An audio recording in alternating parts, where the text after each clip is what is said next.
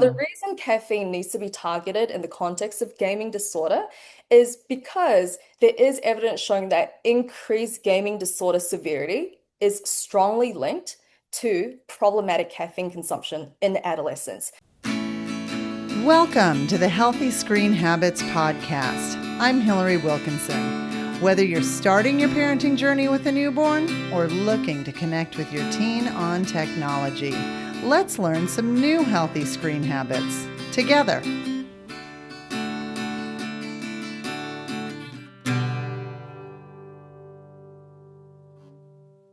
Today's guest is an expert on a topic that, well, although gets experienced in many households, can be really tricky to try and find information about or even find resources for help. I'm talking about video game overuse. So it gets described in the American Psychiatric Association's Diagnostic and Statistical Manual of Mental Disorders, also known as the DSM-5-TR, as an addiction to gaming is referred to as internet gaming disorder. And as a postdoctoral associate at the Yale School of Medicine, her research on gaming disorder is some of the best. And I'm thrilled we're going to take some time and drill down on this specific area of screen use. Welcome to Healthy Screen Habits, Jennifer Park. Thank you so much, Hillary. I'm so excited to be here. Me too. Yes. Jennifer, when you sort of began this deep dive into gaming disorder, like straight out the gate, right Yeah, in your academic career, your research began as an undergrad student. it did. Yeah. Yeah. Were there any keystone events that led you kind of into this field of study? Yes, so I actually started my research on gaming disorder in New Zealand, which is where I came from. I moved to the States last year, and it's a beautiful country. We have more sheep than people, but a lot of people don't realize that New Zealand as a country, we're pretty advanced when it comes to behavioral addictions research, like gaming disorder, like you talked about before, regarding the DSM-5, things like that. And I was really lucky to join this research community doing research on gaming disorder specifically when I was 18 years old. So this was back in 2018. I was in my final year of my undergraduate degree, and it was almost exactly 1 year before the World Health Organization officially accepted gaming disorder as a real mental health diagnosis, which was a really positive step forward. So, a keystone event for me was during that year, I just happened to take a course in university regarding addiction, and it was taught by Professor Simone Rotter. She was my mentor for several years before I came, and she had one single lecture on internet addiction and gaming disorder. And I was immediately hooked because I grew up with two older brothers, and I also was born in South Korea, which has a really long history of gaming culture, but also a longer history than some other countries in dealing with the problem of gaming disorder in adolescence. So, one turning point for me when I actually started my research with Simone was I came to the realization there were absolutely no specialized health services available for gaming disorder at all in New Zealand and many other countries back during that time. Didn't make sense to me. So, people were accessing pre-existing mental health services, addiction services that doesn't always have the right tools of treatment to help with gaming specific problems. So a lot of them were being turned away. So I wanted Mm. to contribute to that change. So I started doing my research on gaming disorder. And the field has grown rapidly since 2018. Lots more treatments have been studied, potentially provided in real health systems, but we still have a pretty long way to go, I'd say, as a relatively new disorder. How do you define internet gaming disorder? How does it differ from just, say, playing a Mm, lot of games? Because certainly there are moms yeah. who I'm thinking of, or parents who are thinking, oh my gosh, I think my son has this, but that just may be simply because he, doesn't want to do the laundry or whatever. So what, how do you define it? That is such a good question, and a really important one that I get a lot of the times as well. And it's interesting to see how the classifications change over time. But I'm going to be taking the classification in the ICD-11, and it's basically a short term for the International Classification of Diseases. So basically, any type of disease or disorder that you can think of, it's probably in that book. Gaming disorder was only included officially 6 years ago. So it's Mm. very new compared to things like gambling, other alcohol use disorders, things like that.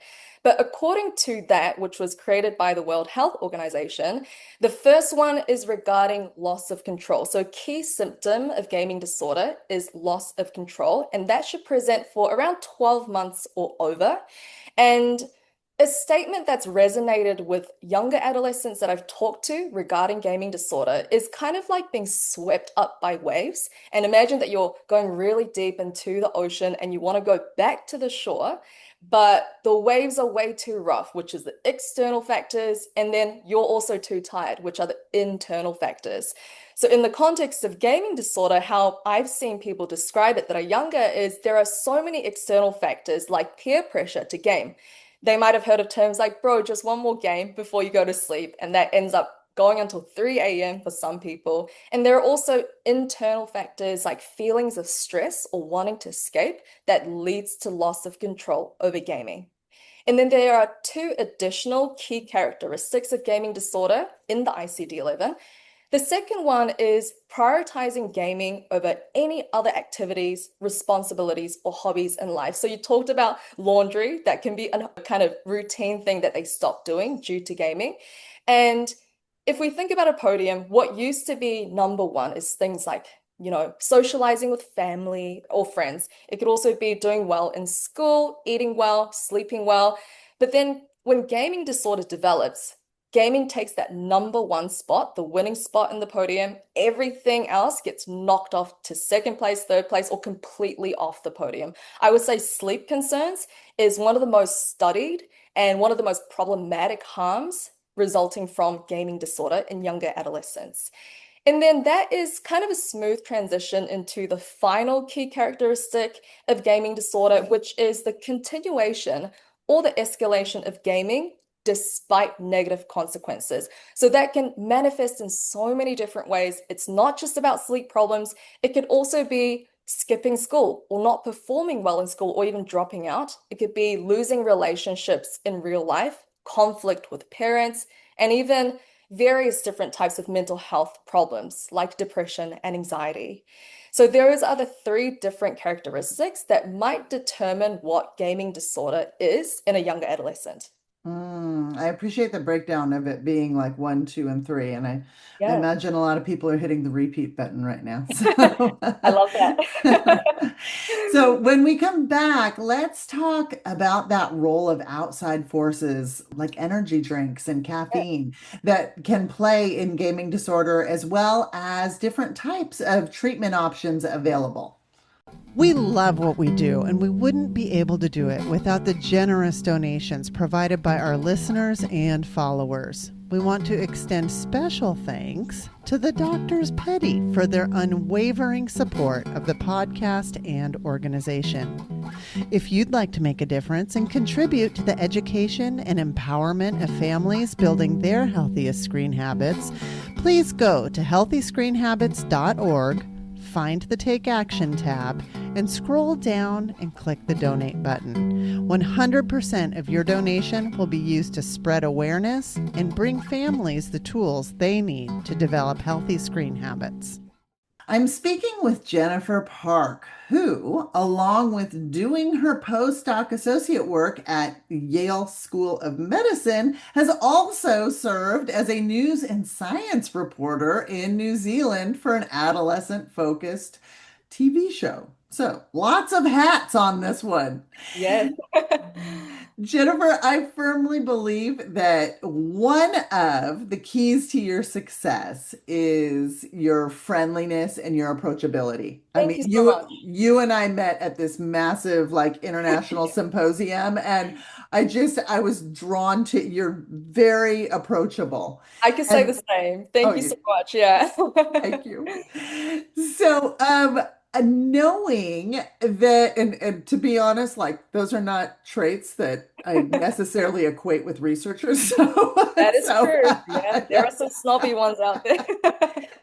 So knowing that you sort of have this like oh, you're young, so you have like the coolness built-in factor, but you also have this like secret sauce of engagement.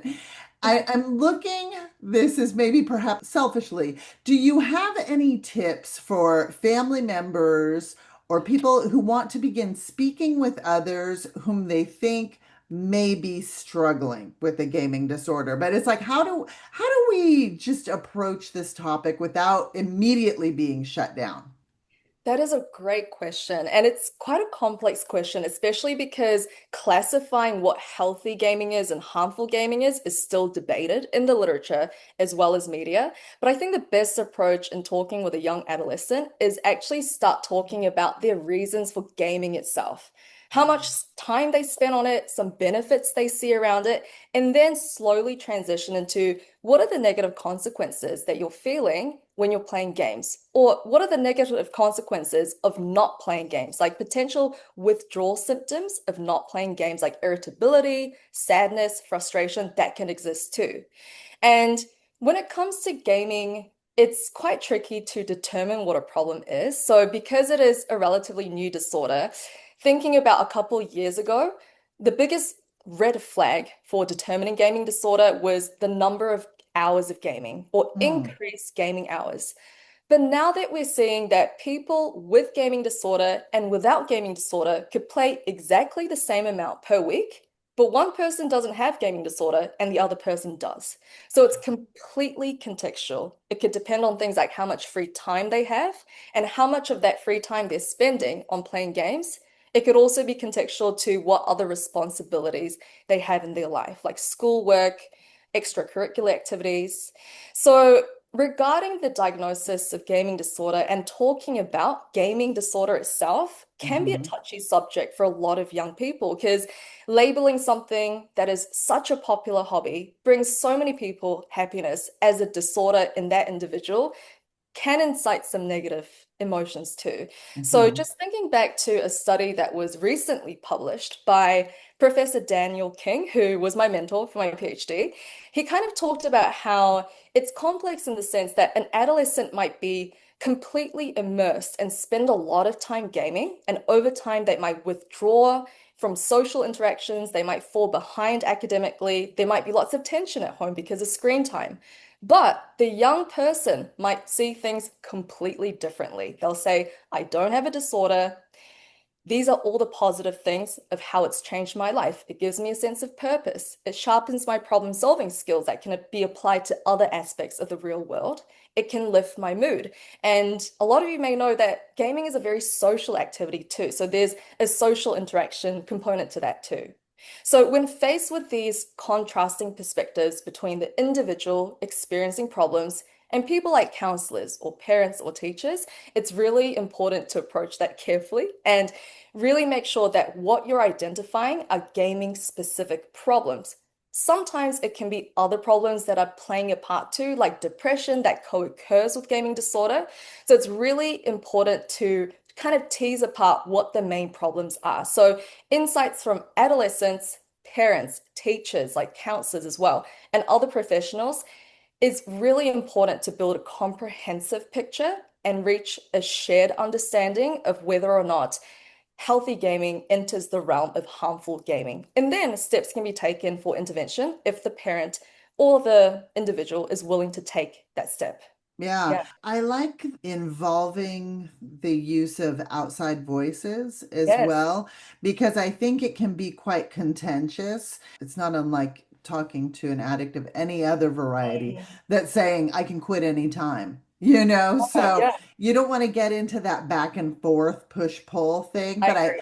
I like that comprehensive approach, kind of talking with community to get those things For sure. kind of, Yeah, getting yeah. lots of voices, I think, is super important for a Hmm. behavioral addiction like this. Yeah, for sure. Do you Mhm. have any like tipping points or red flag behaviors that might signify to somebody like, ooh, I think this is going beyond the realm of just healthy gaming? Yes, that's a really good point. I would say it would be the continuation or the escalation of gaming, even if they know that they're experiencing negative consequences. Mm, So, escalation is a key word there because it's not just about increasing hours of play, but it's also playing more frequently, playing more intensely, and potentially playing more intense types of games. So, there's a lot of evidence showing that multiplayer types of games involving role playing, involving avatars, shooting, competitive aspects, they tend to be the ones that are highly addictive. So, people with gaming disorder are more likely to play those types of games. It's called MMORPGs, so massively multiplayer role-playing games. So it's definitely important to also try to understand the genre of games that are being played as well, and then see if they're still engaging in games despite having problems in all aspects of life, like social, academic, work, and interpersonal. mm. Yeah, of Okay, thank you. Thank you for that. course, yeah. So now let's talk about something that I know you're kind of passionate about, and that's caffeine. Yes. Caffeine and its roles in gaming, its role in gaming disorder. Yeah. What can you tell me about it? Yes, so caffeine is the most commonly consumed substance during gaming. So there's evidence showing that around 30 to 80% of young adolescents and adults drink caffeine, particularly energy drinks, while gaming. And the caffeine industry and the gaming industry, they kind of have a symbiotic relationship Mhm. where energy drinks, they will very frequently sponsor huge esports tournaments, or they will sponsor pro gamers or social media influencers that game online. So during an important developmental period for young adolescents, when they're growing their identity and they're also looking to be part of a social group, if they see people that they respect online promoting energy drinks as things like performance enhancing drugs for gaming, which by the way, there's no real evidence regarding that kind of evidence, it can really lead to problematic caffeine consumption behaviors in children and adolescents because it is widely recommended that, especially for energy drinks, it should not be consumed at all for kids under the age of 18. Now, the Mhm. reason caffeine needs to be targeted in the context of gaming disorder is because there is evidence showing that increased gaming disorder severity is strongly linked to problematic caffeine consumption in adolescents. So you could kind of see it as decreasing one behavior could lead to the reduction in the other behavior, like reducing caffeine consumption might lead to the reduction of gaming disorder severity and vice versa, because it's not always the best approach to directly target gaming disorder if there are other things coming into play. So, one of the recent studies that we published here at Yale is we found that caffeine played a pretty small but significant role in the relationship between gaming disorder and sleep problems in US Mm. adolescents. So people talk a lot about sleep concerns and disturbances because kids are staying awake to play games.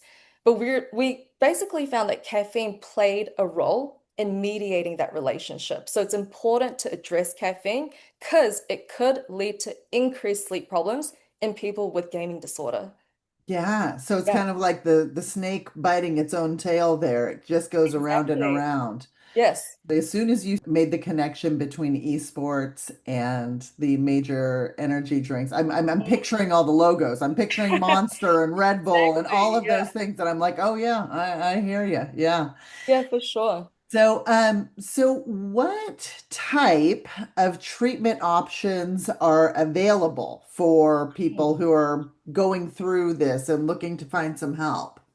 Yes, for adolescents and children with gaming disorder or any level of severity of gaming problems, it looks like the most common treatment is psychotherapeutic. So, talk therapy, things like cognitive behavioral therapy. So, in the literature, we did a recent systematic review, which basically is a type of study that aims to capture every single study that has been published on a single topic. Our topic is what studies are out there regarding treatment for gaming disorder in young adolescents and children.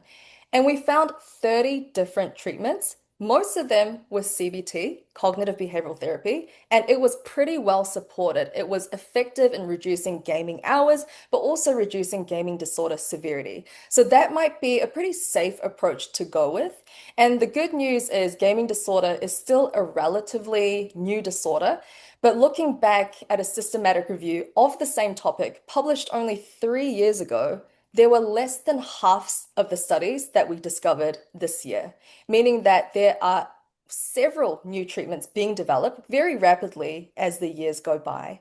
And there are several types of novel therapies that are available too, lots of online interventions, which really reduces barriers to access for a lot of people. And Mhm. also, very novel things like equine assisted therapy for kids who might like horses and nature, but also virtual reality therapy coming out of countries like South Korea and China as a pretty interesting and new way of delivering treatment that might be appropriate for children and adolescents. Because talk therapy, it does work, but it might not always be preferential for younger kids. I have an immediate like pushback with the VR Mm, method. I just yeah. I hesitate to replace in-depth screen potential addiction with Yeah. a virtual. Well, I don't That's a know. good point. Yeah, yeah, for It's sure. Yeah, so there's been a lot of talk around that regarding online interventions for these online behavioral addictions because we are replacing screen time with screen time for sure. are there therapists who specialize in this type of disorder specifically? And if so, where would people go to, like, what would you look under? Yes, I believe that there are several these days, especially Mhm. in Asia and in the US. I'm not sure of specific people, but I know it can be quite difficult to find specific Yeah. therapists that really target gaming disorder. But one approach is I've seen 1 to 3 online interventions where people can sign up from anywhere around the world and they can still have one-to-one contact with a trained specialist. They could be a counselor, a doctor, a nurse who's trained on screening for gaming disorder, but also treating for gaming disorder. And the availability also of group-based meetings and peer support can be really helpful as well, especially for young adolescents. Talking about what they're going through, relating with others is a really important aspect of behavioral change. For Yeah, sure. I think part of the big draw in a lot of these multiplayer games is yeah, that element of social connection. yeah. Like it stands to reason that if you could find another group that are Mhm. looking to back away from the gaming, but maintain some type of social connection, that, Exactly. yeah, And yeah. a lot of people like to keep in touch. And I think that's the beauty of online interventions. It doesn't always have to be an intensive treatment, it can just be social contact. And that helps to people to reduce their gaming time. Awesome. Thank you. Well, we have to take a short break, but when we come back, I'm going to ask Jennifer for her healthy screen habit. Diving into the world of smartphones can be a wild ride for kids and parents alike. Whether your child is getting their first smartphone or has had one for a while, chances are they're still figuring out the do's and don'ts of using a smartphone wisely. Our book is here to help. Healthy Screen Habits for Tweens and Teens, a training workbook to help you use your phone wisely, is the tool your child needs to navigate life in the digital world. From tackling poor phone etiquette to addressing social media anxieties and online safety concerns, we have your child covered. Written especially for adolescents, we've put together all the information, tips, hacks, and rules to ensure that your child's phone is a useful tool that they control, not the other way around. We explain the whys behind the rules of phone use. We show your child the possible traps and dangers to watch out for, how to prevent them, and how to fix them if your child has made a mistake. We give your child the 5 core healthy screen habits to use daily, protecting them from some of the worst mistakes tweens and teens make while using their phones. This workbook will teach your child how to use their phone as a tool to help them do great things in their one amazing life, and it will make your life so much easier at the same time. Packed with colorful graphics and easy to read content, this resource is a game changer for kids. Don't miss out. Buy your copy of Healthy Screen Habits for Tweens and Teens on Amazon.com today. I'm speaking with Jennifer Park about IGD or Internet Gaming Disorder. And I think it's interesting, Jennifer, that internet is included in the diagnostic label. Are other games addictive as well, or is it simply the internet games? Yeah, so internet gaming disorder, that is a very particular term that aligns with the DSM-5, the American Psychiatric Association. I think we're leaning a bit more towards the gaming disorder criteria by the World Health Organization, which thankfully includes online and offline games. So it kind of captures everything that we can. And while I do think that internet-based games are more addictive, I do think it is also important to address that offline games can also have addictive features as well. So both online and offline games can have not only gaming-specific addictive features, but gambling-specific addictive features. So across various PC games that can be online, offline, around 80% have some sort of gambling-like mechanism. The most common being loot boxes. So Mm. loot boxes, they appear kind of like a treasure box, and kids can play basically games and it'll come up and they can pay with real money or they can pay with in-game currency in order to open the box. What's in the box is completely randomized, meaning that is a very gambling-like activity. And it's all desirable products like skins for your avatars to make yourself look cooler, specific weapons so you perform better in games. So it is important to realize that those types of addictive aspects don't just exist in online internet-based games, but also offline games as well. Yeah, yeah. I Yeah. remember speaking with another guy who had been a developer, and Mm, he recommended to buy your games. He said yes. that games that are purchased are developed and written different Mhm. than games that are the quote unquote free games, Yes, that are just designed to keep you on. So part of exactly. performing in that attention economy type. I totally agree. Those online player games, they definitely have a time limitless aspect because they can always add new storylines and always add new missions. So those are the most addictive as well, looking at the Mm. studies that have been published. Hmm. Yeah. So true confession time. What game do you play? Yeah, I do game here and there. I would say I game maybe once a week, and Uh-huh. that's like the limit that I put on myself that I stick to. But I love playing Stardew Valley, which is a very relaxing game. Uh-huh. And it's kind of like you take care of animals, you farm, it's that sort of game. And I also love Balloons Tower Defense, which is basically a tower defense type of game. It's strategic. It doesn't really have a role-playing component, but I would say it's a little bit more addictive than Stardew Valley, which involves planting and Okay. taking care of cows and I love it. I love it. I think it's nice to hear that you have your own relationship with yes, it lends to your credibility, thank that you. you can Yeah. speak to it. Yeah.